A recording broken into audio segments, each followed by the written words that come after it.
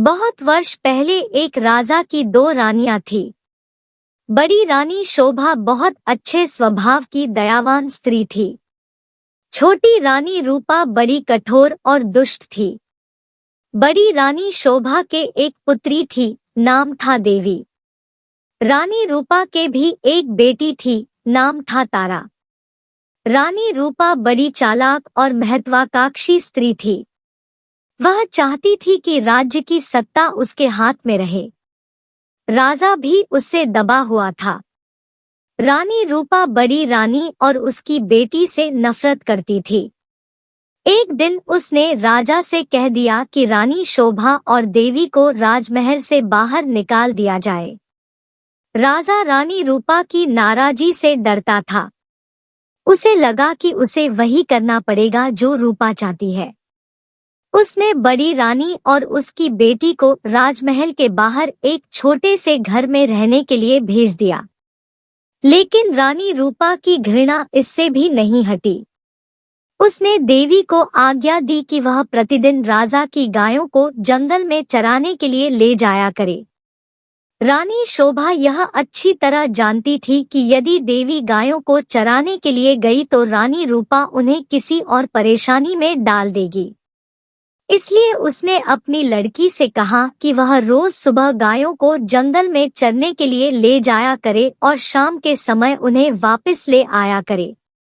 देवी को अपनी माँ का कहना तो मानना ही था, इसलिए वह रोज सुबह गायों को जंगल में ले जाती। एक शाम जब वह जंगल से घर लौट रही थी तो उसे अपने पीछे एक धीमी सी आवाज सुनाई दी। देवी, देवी, क्या तुम मुझसे विवाह करोगी? देवी डर गई। जितनी जल्दी हो सका उसने गायों को घर की ओर हाँका। दूसरे दिन भी जब वह घर लौट रही थी तो उसने वही आवाज पुनः सुनी। वही प्रश्न उससे फिर पूछा गया। रात को देवी ने अपनी माँ को उस आवाज के बारे में कहा। माँ सारी रात इस बात पर विचार करती रही। सुबह तक उसने निश्चय कर लिया कि क्या किया जाना चाहिए। सुनो बेटी, वह अपनी लड़की से बोली, मैं बता रही हूँ कि यदि आज शाम के समय भी तुम्हें वही आवाज सुनाई दे तो तुम्हें क्या करना होगा? बताइए माँ, देवी ने उत्तर दिया। तुम उस आवाज को उत्तर देना। रानी शोभा ने कहा, कल सुबह तुम मेरे घर आ जाओ, फिर मैं तुमसे विवाह कर लूंगी। लेकिन माँ, देवी बोली, हम उसे जानते तक नहीं। मेरी प्यारी देवी, माँ ने दुखी होकर कहा, जिस स्थिति में हम जीवित हैं, उससे ज्यादा बुरा और क्या हो सकता है। हमें इस प्रस्ताव को स्वीकार कर लेना चाहिए। ईश्वर हमारी सहायता करेगा। उस संध्या को जब देवी गायों को लेकर लौट रही थी उसे वही आवाज फिर सुनाई दी। आवाज कोमल और दुख भरी थी। देवी, देवी, क्या तुम मुझसे विवाह करोगी? क्या तुम मुझसे विवाह करोगी? आवाज बोली। देवी रुक गई। उसने पीछे मुड़कर देखा लेकिन उसे कोई नहीं दिखाई दिया। वह हिचकिचाई। वह वहां से भाग जाना चाहती थी लेकिन फिर उसे माँ के शब्द याद आ गए। वह जल्दी से बोली, हाँ, यदि तुम कल सुबह मेरे घर आ जाओ तो मैं तुमसे विवाह कर लूंगी। तब वह बड़ी तेजी से गायों को हाँकती हुई घर चली गई। अगले दिन सुबह रानी शोभा जरा जल्दी उठ गई। उसने जाकर बाहर का दरवाजा खोला, देखने के लिए कि कोई प्रतीक्षा तो नहीं कर रहा। वहां कोई भी न था। अचानक उसे एक धक्का सा लगा और वह स्तब्ध रह गई। एक बड़ा अजगर कुंडली मारे सीढ़ियों पर बैठा था। रानी शोभा सहायता के लिए चिल्लाई। देवी और नौकर भागे भागे आए कि क्या बात है। तभी एक आश्चर्यजनक बात हुई। अजगर बोला, नमस्कार। उसका स्वर बहुत विनम्र था। मुझे निमंत्रित किया गया था इसलिए मैं आया हूँ। आपकी लड़की ने मुझसे वायदा किया था कि यदि मैं सुबह घर आ सकूं तो वह मुझसे विवाह कर लेगी। मैं इसलिए आया हूँ। रानी शोभा की समझ में नहीं आ रहा था कि वह करे तो क्या करे। उसे तो यही आशा थी कि किसी दिन कोई सुंदर नौजवान उसकी लड़की से विवाह करने आएगा। उसने यह कभी नहीं सोचा था कि वह अजगर होगा। एक नौकर भागकर रानी रूपा के पास गया और उसे उसने सारी घटना बतला दी। रानी यह सुनकर प्रसन्न हुई। वह उसी समय अपने नौकरों के साथ रानी शोभा के घर गई। यदि राजकुमारी देवी ने किसी के साथ विवाह का वायदा किया है, वह बोली तो उसे अपना वायदा अवश्य निभाना चाहिए। रानी होने के कारण यह देखना मेरा कर्तव्य है कि वह अपना वायदा पूरा करे। उसी दिन विवाह हो गया। रानी शोभा और देवी के लिए यह कोई प्रसन्नता का समय नहीं था, लेकिन इतने दुर्भाग्य सहने के बाद वे किसी भी प्रकार की विपत्ति का सामना करने को तैयार थी।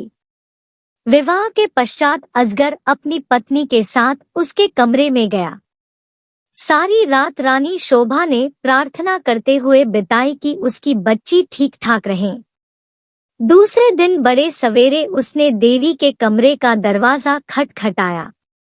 एक सुंदर नवयुवक ने दरवाजा खोला। देवी उसके पीछे खड़ी थी। मैं आपको कह नहीं सकता कि मेरी जान बचाने के लिए मैं आपका और देवी का कितना आभारी हूँ, वह नवयुवक बोला। मैं एक शाप के कारण अजगर बन गया था। एक वनदेवता मुझसे क्रुद्ध थे और उन्होंने मुझे अजगर बना दिया। बाद में उन्हें अपनी करनी पर दुख हुआ। तब उन्होंने कहा कि यदि कोई राजकुमारी मुझसे विवाह कर लेगी तो मैं फिर से मनुष्य बन जाऊंगा। और अब देवी ने मुझसे विवाह कर लिया है, मेरा शाप उतर गया है। अब मैं फिर कभी अजगर नहीं बनूंगा। रानी शोभा बहुत प्रसन्न हुई। वह अपनी लड़की और दामाद को राजा से मिलाने के लिए ले गई। यह बड़ी विचित्र घटना थी। चारों ओर से लोग इस विचित्र नवयुवक को देखने राजमहल में आने लगे। सभी उत्सुक थे सिवाय रानी रूपा के। रानी रूपा बहुत गुस्से में थी। उसने झल्लाते और खींचते हुए अपने आप को कमरे में बंद कर लिया। देवी का भाग्य उससे देखा नहीं जा रहा था। वह चाहती थी कि उसकी बेटी तारा भी ऐसी भाग्यशाली बने। आखिरकार उसे एक युक्ति सूझी। उसने झपनी लड़की को बुलाया। देवी का विवाह तो अब हो गया है, वह बोली, इसलिए गायों को जंगल में चराने के लिए तुम ले जाया करो। नहीं, तारा चीख कर बोली, इतने नौकर हैं तो फिर मैं क्यों गायें चराने जाऊं? यह मेरी आज्ञा है। रानी क्रुद्ध होकर बोली, एक बात और भी सुनो। यदि जंगल में कोई तुमसे विवाह का प्रस्ताव करे तो तत्काल कह देना कि तुम विवाह के लिए राजी हो। यदि वह अगले दिन सुबह हमारे घर आ जाए।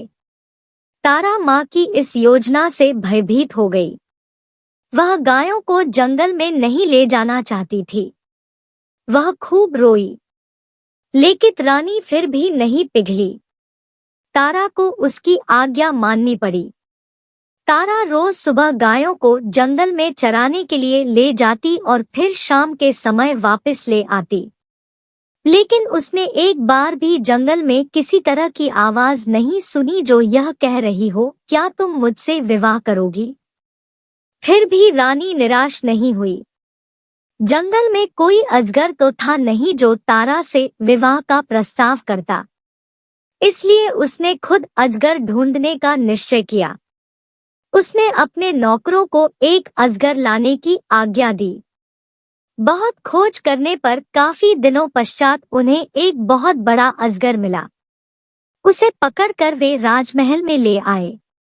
आखिरकार रानी का अभिप्राय पूरा हो गया और उसने तारा का विवाह इस अजगर से कर दिया। अब रानी को संतोष हुआ। विवाह की रात तारा तथा अजगर को एक कमरे में बंद कर दिया गया। रानी अधीरता से सुबह की प्रतीक्षा कर रही थी। रानी रूपा ने सवेरे सवेरे ही लड़की के कमरे का दरवाजा खटखटाया, लेकिन कोई उत्तर न मिला। उसने जरा और जोर से दरवाजा खटखटाया, लेकिन दरवाजा तब भी न खुला। रानी से और प्रतीक्षा न की गई और उसने धक्का देकर दरवाजा खोल दिया। मोटा अजगर जमीन पर पड़ा हुआ था, लेकिन तारा का कहीं पता नहीं था। रानी चीख पड़ी। महल में सभी ने उसका चीखना सुना। राजा और नौकर भागे आए कि क्या बात है, राजकुमारी कहाँ है? सब चिल्लाए। वह तो अजगर के पेट में होगी, रसोइया बोला। देखो वह कितना मोटा हो गया है।